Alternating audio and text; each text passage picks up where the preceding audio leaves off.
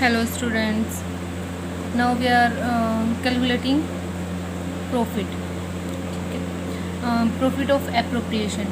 When loss of partnership firm, अगर हमें partnership firm में लॉस होता है तब जो प्रॉफिट है उसको कैसे बांटना है, जो इंटरेस्ट ऑन कैपिटल या फिर सैलरी वगैरह देनी है वो किस तरह से देनी है पार्टनर्स को, ये ठीक है। और साथ में ये देखेंगे कि जब प्रॉफिट कम होता है उस एप्रोप्रिएशन से तो क्या करते हैं, ठीक है।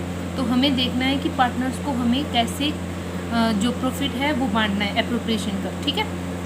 ओके, स्टार्ट करते हैं कि लॉस ऑफ पार्टनरशिप फर्म, अगर पार्टनरशिप फर्म में लॉस हो रहा है तो उस टाइम हमें ना तो इंटरेस्ट ऑन कैपिटल देनी है और ना ही पार्टनर को कोई सैलरी प्रोवाइड करवानी है, ठीक है। लॉस के टाइम में कोई भी सैलरी या इंटरेस्ट ऑन कैपिटल प्रोवाइड नहीं होगी, ठीक है। उस टाइम जितना लॉस है वही लॉस उनके अकाउंट में ट्रांसफ़र हो जाएगा बस, ठीक है।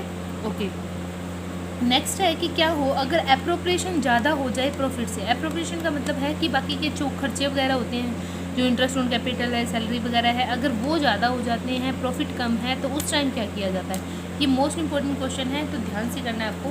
तो इसमें क्या होता है कि जो जितना आपके पास प्रॉफिट है उसको डिस्ट्रीब्यूट किया जाता है उनके रेशो में, ठीक है। उनके रेशो में क्या किया जाता है, डिस्ट्रीब्यूट। लेकिन गलती बच्चे कहाँ करते हैं कि अगर फॉर एग्जांपल 70,000 प्रॉफिट दे रखा है और उनका एप्रोप्रिएशन ज़्यादा बनता है तो हम कुछ नहीं करते, इस रेशो में जो उनका रेशो गिवन होता है उसी में बांट देते हैं। लेकिन नहीं, आपको ऐसा नहीं करना है, ठीक है। हमें ये रेशो कैलकुलेट करनी है, ठीक है। वो कैसे कैलकुलेट करनी है मैं भी आपको बताती हूँ। एग्जाम्पल के लिए क्वेश्चन लिया हमने कि रेशियो है 2:1, ए और बी पार्टनर है दो, उनका रेशियो 2:1 है प्रॉफिट का। अब इंटरेस्ट ऑन कैपिटल है 10% प्रोवाइड करवाना है। जो कैपिटल है ए की वो 12 लाख है, बी की नहीं है क्योंकि बी वर्किंग पार्टनर है। और बी की जो सैलरी है वो 7,500 पर मंथ है, तो आपको पर ईयर की काउंट करनी है, हम कर लेंगे, कोई बात नहीं। उसके बाद है before profit before providing interest on capital and salary, मतलब कुछ भी इंटरेस्ट ऑन कैपिटल या सैलरी प्रोवाइड नहीं की गई है उससे पहले का प्रॉफिट कितना है, 70,000 रुपीज़। ओके, अब क्वेश्चन करना स्टार्ट करते हैं। सबसे पहले आपको पता है कि जब भी आपको प्रॉफिट दिया होता है तो हम P&L अकाउंट बनाना स्टार्ट करते हैं, तो कहाँ लिखते हैं, यहाँ पे क्या डाल के, by profit for the year, by profit for the year, by profit and loss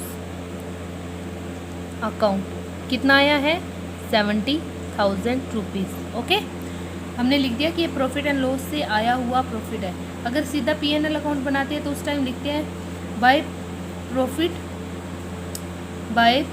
for the year ended 31st, या फिर जो भी है कि लास्ट में जितना प्रॉफिट बचा वो लिखते हैं। अब इतना प्रॉफिट है लेकिन इंटरेस्ट ऑन कैपिटल हमें देनी थी, सैलरी देनी थी, ठीक है। अब इस प्रॉफिट को कैसे बांटे, अगर हम 2:1 में बांटते हैं तो वो गलत हो जाता है। आप करके देख लेना, 2:1 में बांटोगे तो वो गलत है। आपको इसको कैसे कैलकुलेट करना है, देखो सबसे पहले देखो कि इंटरेस्ट ऑन कैपिटल कितना बनता है। 10% की रेट से ए का इतना कैपिटल है तो उसका इंटरेस्ट ऑन कैपिटल कितना बनेगा, मैंने यहाँ पे कैलकुलेट कर रखा है 1,20,000। अब बी की सैलरी 1 मंथ की 7,500 है तो 12 मंथ की कितनी आ गई, 90,000। अब हमें इन दोनों से रेशियो बनाना है कि मतलब ए को टोटल पैसे इतने देने हैं, बी को इतने देने हैं। अगर फॉर एग्जांपल इसमें सैलरी वगैरह ए की भी होती तो वो ऐड हो जाती, फिर उनका हम रेशियो निकालते।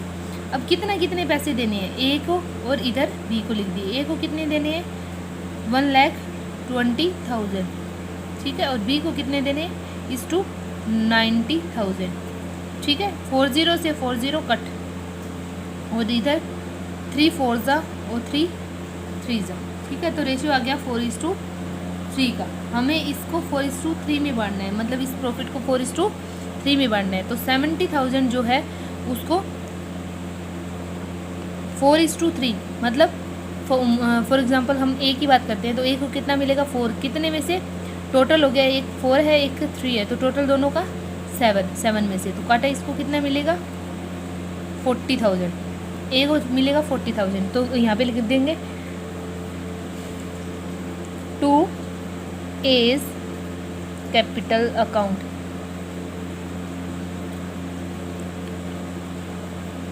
To A's interest on capital, या फिर ये लिखना to interest on capital of A's account, ठीक है, एज कैपिटल अकाउंट।